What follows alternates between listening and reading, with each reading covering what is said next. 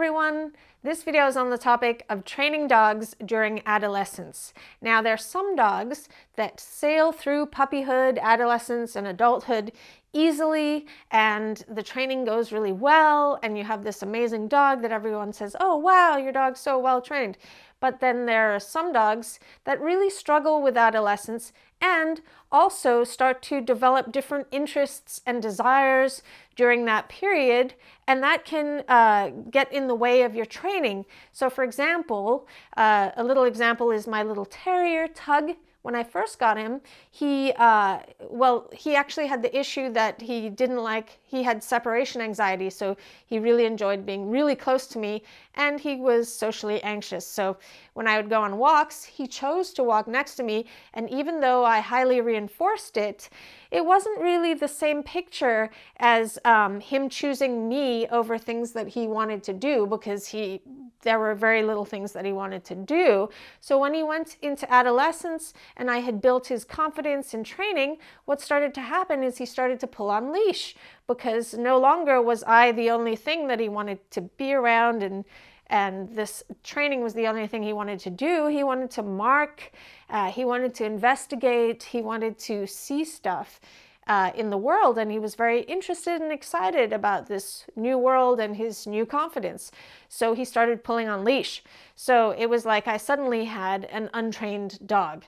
So this can often happen when the dog hits adolescence. It seems like all your training's gone out the window, and that's just simply because before for a lot of puppies, you're trumping everything in the environment. You are the most reinforcing thing to be around, and the treats are the most reinforcing thing to be around. So the proofing that you've done hasn't really been the same as now when they're having these new interests. So it's just a matter of starting to proof or train the dog to do the same behaviors even though there are these other interests in their life. And that's a new concept for them. Another thing that happens is when you're a little 2-year-old baby and you see someone with a red umbrella, or you meet your aunt for a week, and then when you're like 8 years old or 10 years old, someone asks you, hey, do you remember that umbrella, or do you remember the aunt? And you say, I don't remember at all. And that's because what happens is the brain throws out some neural connections. So not only is the dog have a completely different body, especially if they're a large breed, their body is completely a different size, so they have to learn how to use this new big body that grew in just a matter of months, but their brain is different.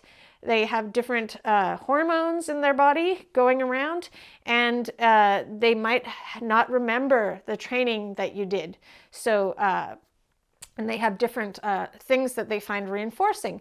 So it's like you have a different dog on your hands than you did when you had a little puppy. Training and living with an adolescent dog can be overwhelming and frustrating for everybody. Sometimes you might even feel like it was a bad idea to get a dog in the first place. Everybody has that feeling. So what is necessary is a little bit more work and management during the adolescent period. So also keep in mind, the animal has only been on this planet a few months, so expecting this robotic obedience from an animal when we don't even expect that sort of behavior from human beings at that age, you have to keep that in mind. So here are 4 things that I suggest working on when your dog is in their adolescence. 1, I suggest that you retrain all the basics, all those foundation behaviors, and use a 1-to-1 ratio of reinforcement and really reduce criteria. So, for example, go back to how you originally trained Leave It, loose leash walking, the recall, all those behaviors that are important to you. And if you do like sit or down stay and things like that, you start working on those. You could even work on luring the behaviors. So if you had like a 5-month-old puppy, and it's a Great Dane, their body is a completely different size than when they, just 2 months ago when they were tiny. So their whole body has got to learn how to sit and down again with this new huge body that they're in. It's like they've been transplanted into a giant's body. So you can go back to luring, sit down, stand, and or any behaviors that you want, because it's almost a different behavior to the dog because they're learning to manipulate this enormous body they're in. Okay, then the second thing is proofing.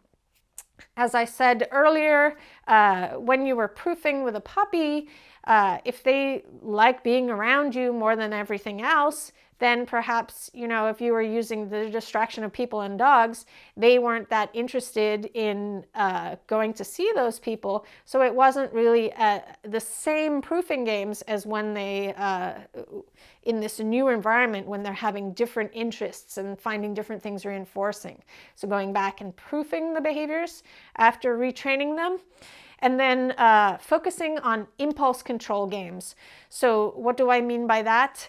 I mean, for example, working on a sit and a down stay, you start adding distractions that they really would like to interact with. So they're staying, even though there's a ball rolling past, even though there's a jogger running by, and practicing games like separation training games. So I will link the stay. I have 3 tutorials that I'll link. One is stay with distractions of food, stay with distraction of toys, and then separation training, where you're teaching the dog to choose relaxing when you leave and when stuff is happening behind a barrier that they can't get to. So those are all going to help with reducing frustration in your dog during this adolescence phase, when they can't always do what they want to do. And then finally, and I think one of the most important things, is making what they want to do contingent on what you ask them to do. So until now, until you work on that, teaching them the concept that when you ask them to do something, it's in their best interest. If they haven't learned that and they've reached the adolescence phase and they're not that interested in you as they are at seeing all this new stuff in the world, and they're not as interested in the treats anymore because they perhaps have habituated to them and the concept of training. Maybe you trained a lot and they're like, that's boring. Oh my goodness, this forest with rabbits and deer and this, they're in their adolescence, they're interested in maybe a dog in heat that lives a few blocks down. They start smelling that. That's going to be more interesting than you. And that's okay. But what you can do is start to make what they want to do contingent, or they only get access to what they want to do by listening to you. And when you give them the most reinforcing thing that they want for doing what you want them to do, that's going to make reliable behavior. Because what can happen, say for example, a dog park scenario, if you keep taking your dog to the dog park, they love playing with the dogs, and they find playing with the dogs more reinforcing than walking with you back to the car or getting treats or water from you in the car.